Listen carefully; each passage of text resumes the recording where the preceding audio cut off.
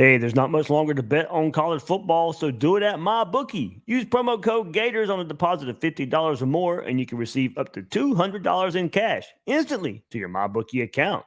Bet anything, anytime, anywhere with MyBookie. Gators Breakdown, because there's never a dull moment in Gator Nation.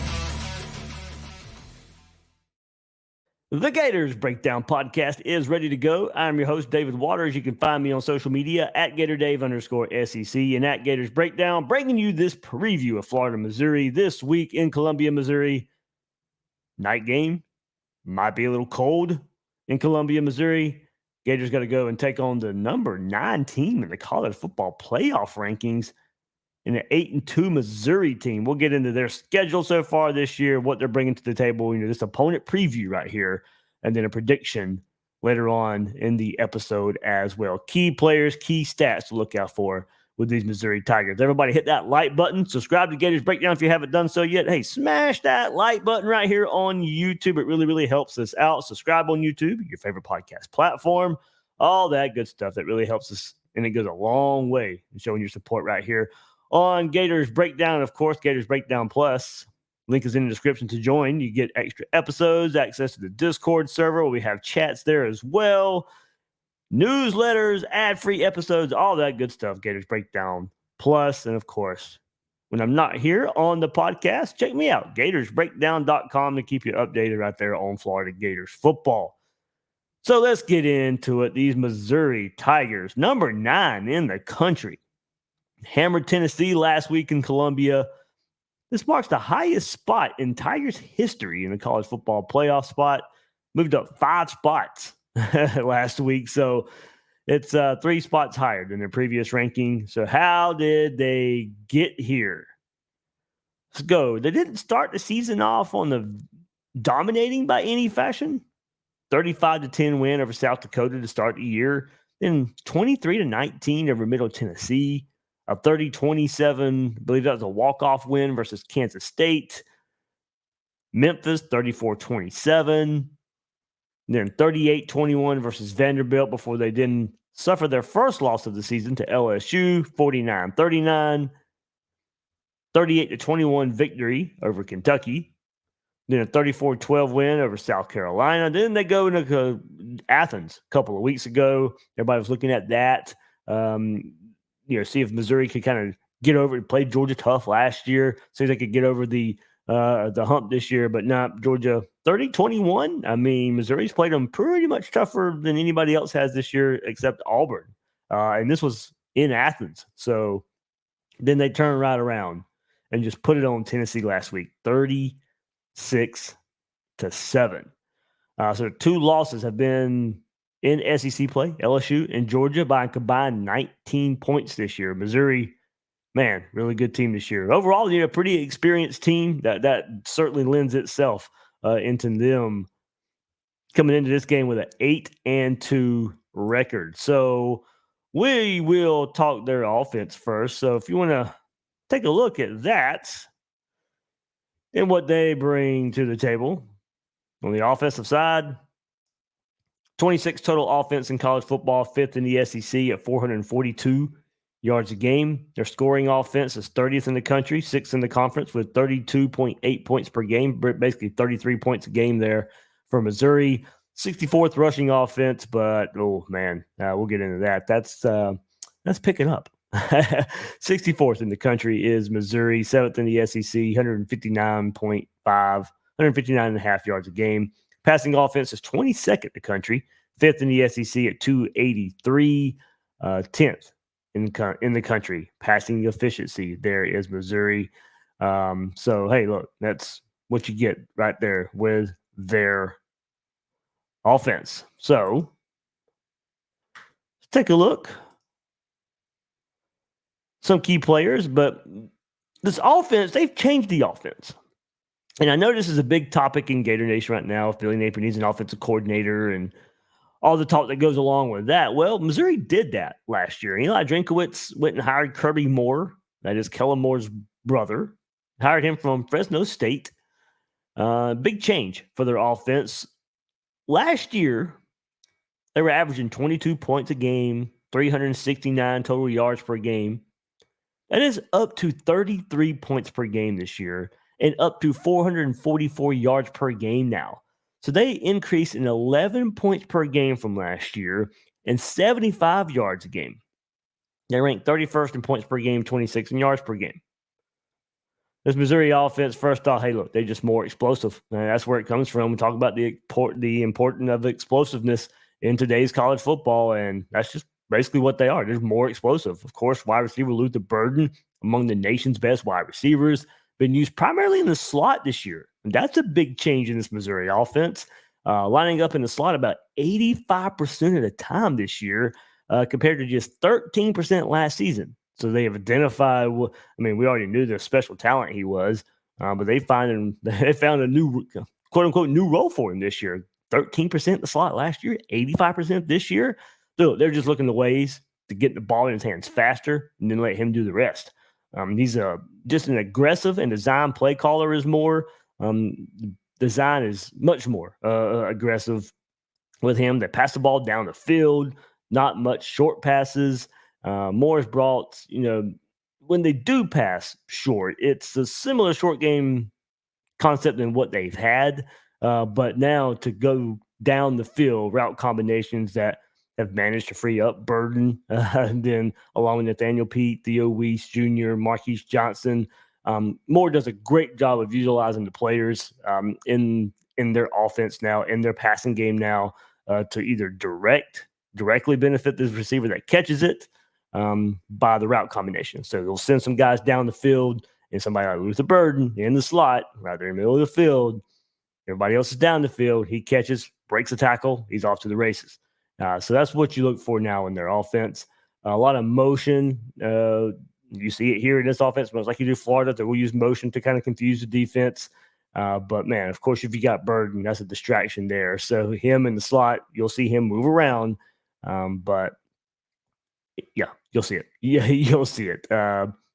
Fake jet sweeps, screens there. I mean, you'll see some similarities to the Florida offense as far as the motions, pre-snap, and all that stuff go.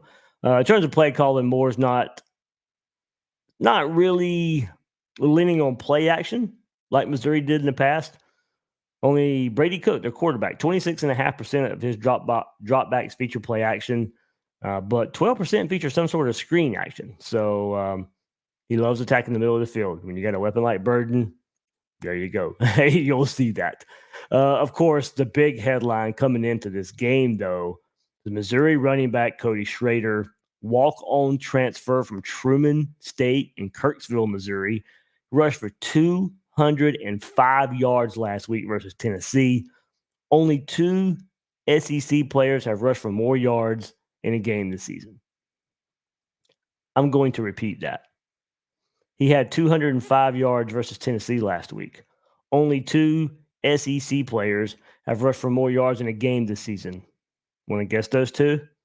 I'll give you about 3 seconds. There. That would be Ray Davis, 280 yards against Florida. That would be Jaden Daniels, 234 yards last week against Florida. So with Cody Schrader, what he did last week against Tennessee is only behind Ray Davis versus Florida and Jaden Daniels versus Florida. That's not looking too good for the Florida defense. It's got their hands full right here with Cody Schrader. He's already one of 10 to be finalists for the Burlsworth Trophy, given to the nation's best player who began as a walk-on. Only player in SEC history with 200 yards rushing and 100 yards receiving in the same game. 205 rushing, 116 receiving versus Tennessee last week. Only 10 players in FBS history have done that. That's how special what he did last week was. 321 yards, all-purpose yards from scrimmage versus Tennessee. That's the most all-purpose yards for any FBS player this season in a single game. Schrader leads the SEC, 1,124 yards rushing. His 440 rushing yards in the fourth quarter of games this season is the nation's best. Got a couple fourth quarter stats, that's one of them right there. Something to look out for. When your defense is tired, watch out for Schrader. Of course, Brady Cook. Let's go to the quarterback. Talked about kind of the change of the offense, how he fits in this offense too. But Sean Kurtz on YouTube. Hey, Sean, thanks for listening. I'm going to assume you might be a Missouri fan. You could be a Gator fan. Who knows this stat? But either way, on YouTube this week, sent me a great look at Brady Cook as a runner. 228 rushing yards on the season. 195 of that has come in the last 4 games. Cook hurt his knee earlier in the season. Not healthy enough to start using his legs until recently. So 195 of his 228 rushing yards have come in the last 4 games. Look, he's not Jaden Daniels. But, of course, you've got the way Florida has just been attacking running quarterbacks the last couple of games. Here's another one that can hurt you with his legs. Something to watch out for besides the upgraded passing attack of Brady Cook. As I said, this passing offense right now, 22nd in the country, 5th in the SEC, 283 yards a game. And then, of course, Luther Burden, let's go back to him. Season total of 984 receiving yards, ranks 3rd in the SEC, 68 receptions, ranks 2nd. Had a noteworthy start to the season with 5 consecutive 100-yard games. And, of course, is one of the top threats in the SEC. It's a hard matchup for Florida. This Missouri team's pretty balanced, in my opinion, with what they've been able to do lately with the running game, the passing game. They got it going on. Skilled players outside. Hard matchup for this Florida defense, given the good quarterback, the weapons at receiver, a bruiser, all-purpose running back that's playing as good as anybody in the country right now. So even if you limit explosives in this game, given they have really good red zone offense, Missouri's going to score. Missouri's red zone offense leads the country. Leads the country in red zone efficiency, converting at 97.7%. 42 of 43. They've only not scored 1 time in the red zone. 43 trips in the red zone, 28 of those have been touchdowns. So I mentioned fourth quarter where Schrader gets going. Out of left field stat right here, Missouri ranks 4th in the country in fourth quarter scoring. 11 points a game. Schrader's probably a big part of that. So if it's going to be a tight game going into the fourth quarter, that's what Florida has to go up against. Good thing for Missouri because their third quarter scoring is among the nation's worst. 4.2 average in the third quarter. That's 109th in the country. So, a fourth quarter game, a tight game, if it's there, you got to lean. Look, Missouri's going to be at home. We know Florida struggles on the road, but stats show Missouri's a really good fourth quarter team. Cody Schrader, running back for Missouri, gets going in the fourth quarter. Something to look out for. Something to look out for there. Hey, something else to look out for, your money. And if you're out there betting, well, if your money is on the line, choose a trusted sports book that gives you the tools to win like MyBookie. At MyBookie, it doesn't matter if your team is up or down. You can easily cash out or bet the game live to come out on the winning side. Use MyBookie for daily odds boost, same game parlays, and take advantage of huge prize pool contests. Plus, MyBookie has a no strings attached cash bonus that lets you deposit and withdraw quick. Just use promo code Gators on your first deposit and receive up to $200 in cash. That's promo code Gators to claim your own cash bonus now. Guys, look, if you want to bet on college football, there's not much longer to do it. 2 regular season weekends, conference championship weekend, and then bowl games. It's time to get in on the action right now at MyBookie. So bet anything, anytime, anywhere, only at MyBookie. All right, let's pop the stats back up for a Missouri defense. And okay defense. They're 40th overall in the country. 5th in the SEC, 344 yards a game. Their scoring defense is tied for 42nd in the country, 6th in the SEC, only giving up 22.3 points a game. Rushing defense, here we go. And we know how much Billy Napier would love to run the ball. ETN, get Johnson going. Might be tough this week. Rushing defense for Missouri's 20th in the country, third in the SEC, only giving up 111 yards a game. Pass defense, this might be where Florida needs to take advantage. 76th in the country is Missouri's pass defense, ninth in the country, or ninth in the SEC, giving up 233.2 yards a game. They're tied for 98th in takeaways, only 11 takeaways this year. That's 8 interceptions there. So, sacks per game, they're tied for 20th, something you got to look out for, of course. We know how much Graham Mertz has been hit this year. Missouri getting to the quarterback, tied for 20th in the country, 2.8 sacks a game. 5th in the SEC, 28 sacks on the year. Tackles for loss, and they're not a crazy havoc defense as far as tackles for loss go. Tied for 64th in the country. That's 10th in the SEC. 5.7 tackles for loss per game. 57 on the year. So, of course, impressive against the run. That's the worry. You'd love to get the play action game going, maybe get something going down the field. But right now, Missouri stopping the run. So last week, over Tennessee, the Tigers defense pulled out a new wrinkle. Something they're going to use for the remainder of the year. That game, 2 games after that, this week versus Florida, next week versus Arkansas. And look, Tennessee brought in a really, really good rushing attack, and this Missouri defense just shut it completely down. They went to an odd man front and consisted of 3 down linemen instead of the normal 4 down front. And notice I said normal 4 down front. They put a wrinkle in this late in the season, and it paid dividends versus Tennessee last week. Caught Tennessee off guard. Tennessee's rushing attack was number 3 in the country at the time, limited to 83 yards on 23 carries. You got to go back. Florida's defense, pretty good job versus Tennessee earlier this year. Missouri, even better last week. Tennessee only had 6 explosive plays all game last week.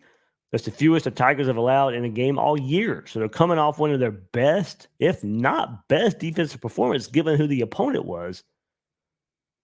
Missouri might just be peaking at the right time. I mean, played Georgia, no shame in losing to Georgia a couple of weeks ago. Playing really good football right now and playing really good football up front on defense. They flashed that front at times throughout the season, but Drinkwitz said after last week's dominating performance, expect the odd man front to be something the defense keeps doing in the future. So there we go. Florida's got to look out for that odd man front. See how many times pointed it out to you guys. Just look at it now. They've barely run it till last week. So look, when they play Florida, how many 4 down linemen do they have? How many times do they go down with 4 linemen versus 3 linemen? Something to look out for. So, with that being said, this might be time to open up the passing game for Florida. I know many have wanted to see it at times this year, and this might be the game to open it up a bit more. Maybe like the South Carolina game, but this defense is much better. But hopefully we see something like that, especially late fourth quarter in that game if Florida's going to pull the upset here. So I think it's been developed throughout this year. I think Florida's identified their playmakers. They've identified Pearsall, of course. No surprise there, but Wilson and Boardingham to go along with it. Maybe get Johnson and ETN involved in the passing game a bit more as well. But the worrisome part here now is if Will Mertz have time. Missouri's defense, as I said, tied for 20th in the country, about 3 sacks a game. So the passing offense has been better lately. But this one, it needs to be more consistent. And I think that's a lot of the issues of the consistency for Florida's passing game are the sacks or at times Graham Mertz not getting rid of the ball. So sack numbers have to come down and don't help them. Let them earn the sack. So hopefully more consistent than last week. Don't need those lulls that we've seen in the passing game this year. Can Florida keep up in explosives? Something I'm going to be looking out for, of course, as much as Missouri can use the explosive to their advantage. A few key players here for Missouri. Cornerback Chris Abrams drained as the semifinalist for the Bednarik and Thorpe Awards. Leads the SEC in 16 passes defended, 12 pass breakups. His 4 interceptions is a single-season best for the senior, and second in the SEC, tied for 9th in the country with his 4 interceptions. One name, of course, we all know, go to the second level of this Missouri defense. That is former Gator linebacker Tyron Hopper. He's one of 12 semifinalists for the Buckus Award.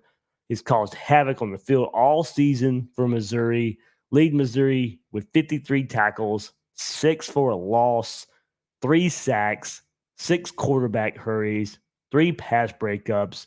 Well, we'd love to have him right now at linebacker for Florida. Florida is as thin as Florida is there right now. Tyron Hopper making the best of it. I know he got hurt a little bit last week. So we'll see, how healthy he is, but haven't heard much as far as the injury front, though. So expect to see Tyron Hopper a lot, and hopefully not a lot on Saturday, but don't be surprised if you see and hear his name a lot. And then, of course, defensive end Darius Robinson. He's turned into a dominant stretch up front from Missouri, logging a sack in 6 consecutive games for Missouri. Grad student from Detroit, has a career best 6.5 sacks this season, finishing the Tennessee game with 2 stops, a sack, quarterback hurry, and got his second SEC Player of the Week badge this week. So there you go. Missouri, 28 sacks on the year. Robinson has 6.5 of them. So there you go. There you go. You look at Missouri on both sides of the ball. So that, of course, leads to a score prediction right here of Missouri 37, Florida 27. I got a 10-point win here for Missouri. I don't think Florida's going to be able to keep up. I think Missouri, their offense is clicking. Look at it. 4 of Florida's 5 wins came this year when holding teams under 24 points. That's not happening. And that's not happening right now. Mizzou should get there pretty easy. So this Florida defense, of course, I think this balanced attack of Missouri is really just going to, not every, but a lot of offenses are going to give Florida trouble right now. Florida right now on the defensive front scares me when you go up against this Missouri rushing attack and what's just been going on lately there with Schrader. Missouri's, I'm afraid of what he'll do on Saturday night. I think this one could, I think Missouri will be, the way I see it playing out, 10-point win, they'll be in control of the game. I don't think they'll ever feel threatened. So, anyway, for Florida to pull the upset here, I think a lot of explosives in the passing game, some turnovers probably from Missouri, and turnover margin this year for them, they're tied for 47th. As I said, they're not taking away the ball a whole lot this year, so maybe they'll give away. But Florida, of course, not fortunate in the turnover department this year. So definitely need some help from Missouri. But if the game plays out the way it looks like it should, could, I got to go with about a 37-27 Missouri victory. They're just balanced on offense. Brady Cook's playing well right now. Luther Burden, I don't know how Florida finds a matchup for him right now. Maybe limit the explosives from Missouri. Got a really good red zone offense, but maybe you can just make them settle for some field goals here. And that's your path to an upset. But hard to see it right now as well as Missouri is playing. Their only losses are LSU and Georgia, 2 of the better teams in the SEC. Going to be a tough ask to go to Columbia. An away game, too. Let's not forget, Florida, as well as the offense played last week, the defense, of course, putrid last week. But, I don't think Baton Rouge, besides the drive right before halftime, I don't think the crowd really got to Florida all that much, but we know the road issues under Billy Napier. So I wouldn't expect it to find itself against Missouri here this week. So 37-27 is my prediction for Missouri. All right, there we go. Hey, some of you have been asking for shorter episodes. Tried to get it out this week. We'll see how it goes. Shorter preview here, Florida, Missouri. And that'll do it for this episode of Gators Breakdown. I'm your host, David Waters. You can find me on social media at GatorDave_SEC and at Gators Breakdown. Guys and girls out there, thank you for joining me on this episode of Gators Breakdown.